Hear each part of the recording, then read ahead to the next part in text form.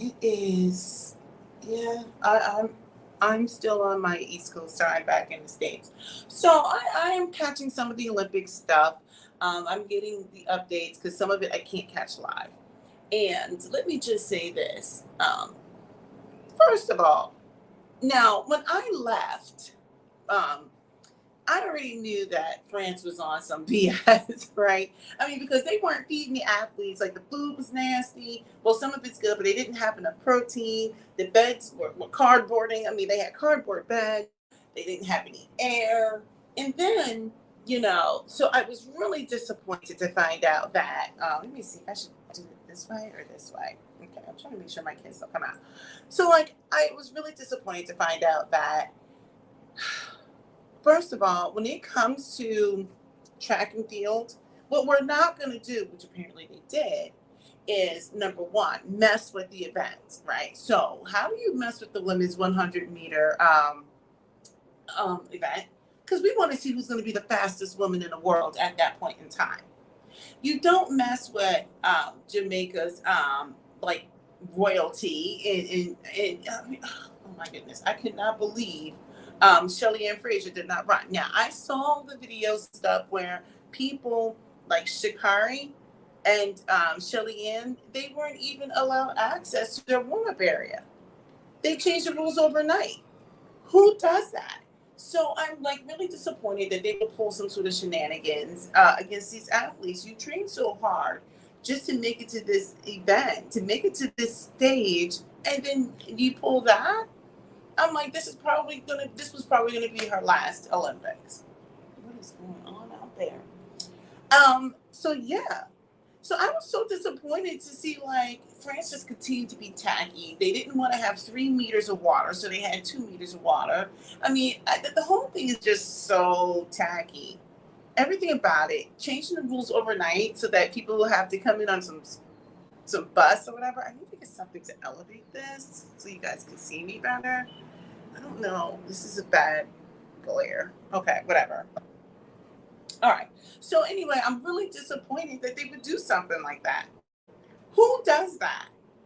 I'm like, they should never have agreed to host the Olympics if they could not handle it. And look, me being petty, I'm beginning to think that when the African nation said that we're not going to give you any resources, that this had to have played a part in it. Now, granted, usually when you agree to take on the Olympics, you do it like 4 to 8 years in advance, right? So they had plenty of time to get it together, but I just feel like maybe France is just cash strapped.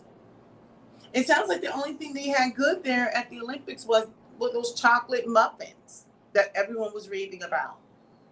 Now, look, I've been fortunate enough to have visited France many, many times. I've been to Paris twice. I feel like it just takes away from the experience for those people who were over there to not only enjoy the Olympics, but to enjoy the cuisine and all the history and the countryside, etc. Right? France is a beautiful country. It's got a lot of old history there for people to just learn about. There's so much to you can get from being at the Paris Olympics, but a lot of it's marred by their tackiness. They're all the way tacky, and so if this was your first time flying over the water to this event, which is supposedly so prestigious. It's a worldwide event that happens, every 4 years. I don't know. I just felt like the Olympics were just tacky. But I'm going to move on for a second and I want to go to Australia. So while I'm over here in these international areas, we're on a cruise because my son, it was his turn to pick, and so he wanted to do a cruise. I'm like, Lord Jesus. Last year, we cruised around Europe. Now, we're not in Europe, and we don't get to know where we are. Well, while I'm here, I'm able to catch up on some of the news, and I'm just laughing at, like, these Australians. Now, look, I love Australia. I've been to the country. I've been to, I think it was the Northern Territory. I've been to Melbourne. I've done Sydney. I enjoyed my time while there. My husband took me when I turned 40. Thank you, babe. And the people of Australia were just so awesome. So awesome. But I did not know there was this one-sided beef with them. Like they literally, that's all I've seen is like the Australians coming for the Americans. They're getting upset because we don't count our medal tally the way everybody else does in the world. We go by total medal counts, I guess, and of course we care about the gold. Okay, like come on. But I just found it to be so interesting because usually on the front end of the Summer Olympics, people jump out there, right? Well, certain events are held first. So you may have like the swimming events held first. Well, the United States does well in swimming, but so does Australia and a couple other countries. So Australia jumps out there and they're like going hard against the Americans. They can't stand to hear the national anthem. And this is what I say to the Australians. Now, I love y'all, but we're gonna just have to like talk to each other like we're cousins for a second, because cousins and siblings, we fight and then we get back together, right? Look, if y'all are tired of hearing the United States play their national anthem, well, then y'all need to win some more medals. How about that? If you're tired of hearing din, din, din, din, din, din, then you need to go win something. Okay? Go win some other stuff. Look, let me just tell you how I feel about it. Now, this is where I'm going to sound like real petty, but can we just call a thing for a second? Can we do that? Listen, truth be told, many of these worldwide athletes, they need to be competing under the American flag. They have dual citizenship, but because the competition is so high here, they go compete for their other countries. But the fact of the matter is, they all train here. The Jamaicans train here. The Africans who are competing except for maybe like the really long distances. I don't know if they're training here. But your sprinters, they're all attending our schools. The guy from Leon Marchand from France, the swimmer, I think, isn't he at like a school in Arizona because he went to train under Michael Phelps, this guy? Most of these, I shouldn't say most, but I'm going to say because it sounds better. Okay, well, many of these athletes, they train in the United States, American facilities, American trainers and coaches and stuff like that. I'm like, if you're truly training, for your country, stuff like that, then get trained by your own people, not just being petty, right? But the fact of the matter is, everybody recognizes that if you want to be the best, you got to go where the best is. And oftentimes it happens to be stateside. We have really good coaching, we have facilities, training facilities, etc. There's something that we're doing is right. I'm not saying it's the only way, but it is a way, right? I mean, obviously, China has some good athletes. Well, they have like a bajillion people. They have a lot to source from. And a lot of these countries, they train all their lives. Well, everybody trains all their lives, but like they train all their lives. They get like focused on one thing really quickly, right? It's like state sponsored and everything. I think our systems are different. But nevertheless, the Australians have a one-sided beef with the United States now. They're like getting upset because of the way we count medals. The fact that we count all the medals, it like that bothers them. It all the way bothers them. They're like, that's not how you count your standing. You only count the gold. And we're like, so we count all of our medals. They say that those other medals don't matter. Well, it clearly does, because the last time I checked the medal tally, we were ahead. We were number one. We were tied with China for gold, but then it comes down to those other medals. See, you can't tell me silver and bronze don't count. They do. That's why we're considered number one.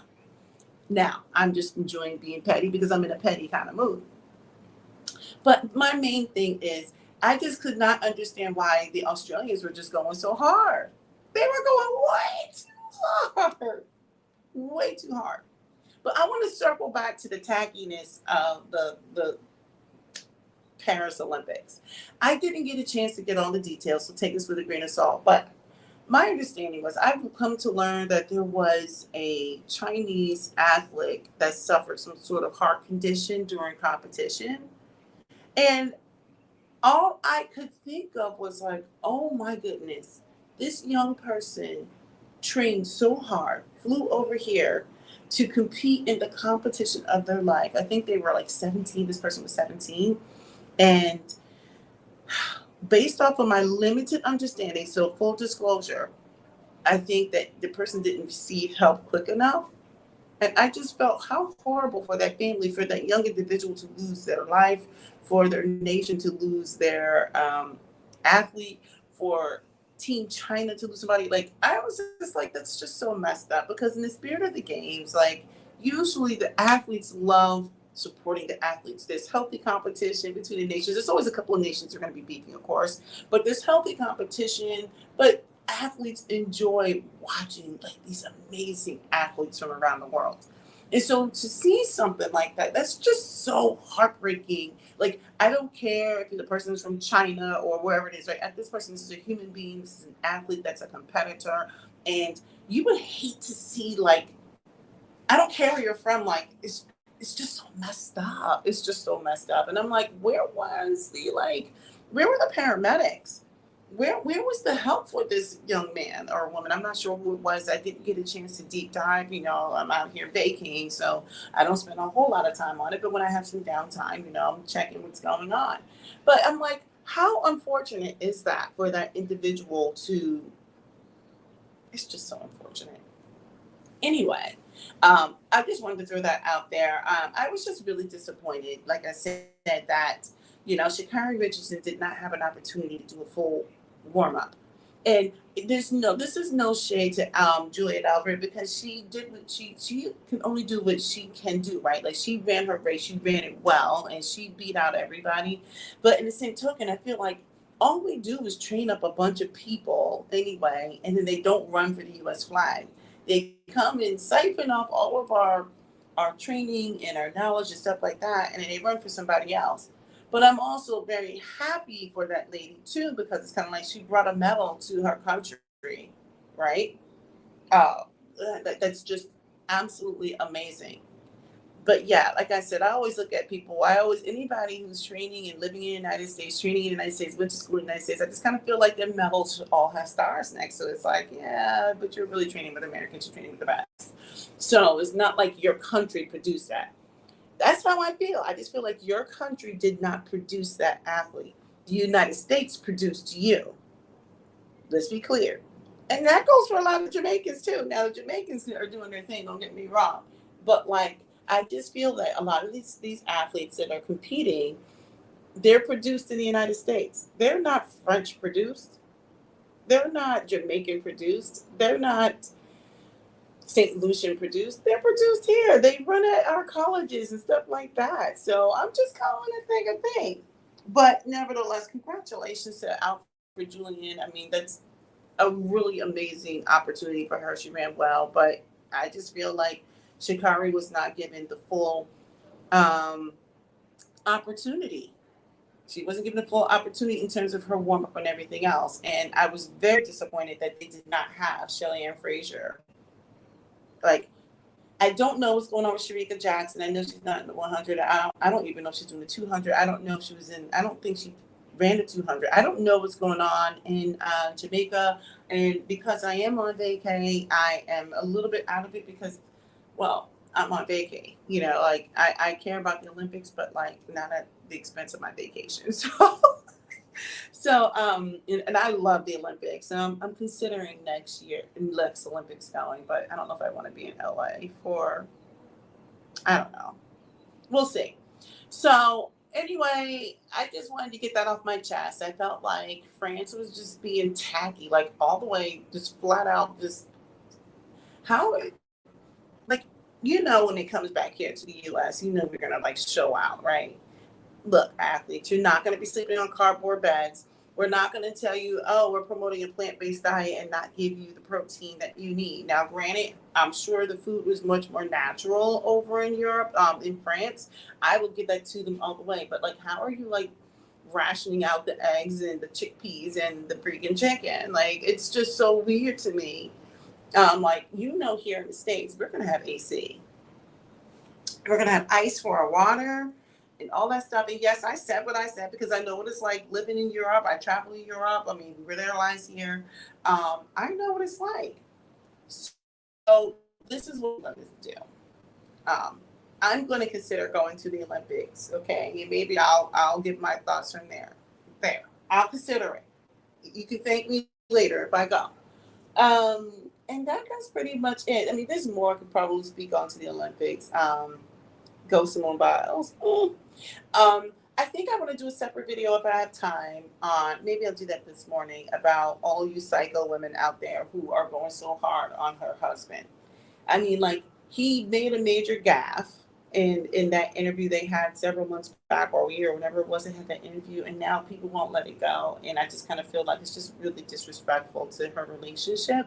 And I feel like, as a person who is married in a relationship, I can see how she would take offense. I mean, many of these women that are attacking her don't even have a relationship that can hold any water.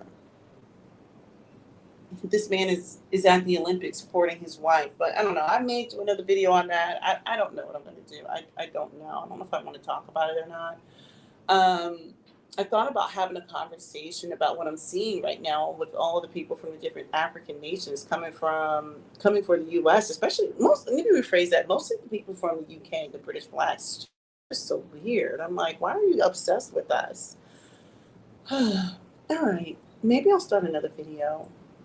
It's 7 o'clock. I need to get ready and go eat and clean my body and all that good stuff. But I might do one more video. All right. Go ahead and subscribe, by the way. Subscribe and leave a comment. Leave a whole bunch of comments. And then forward this video to all your aunties and your sisters and your cousins and all that good stuff. Bye.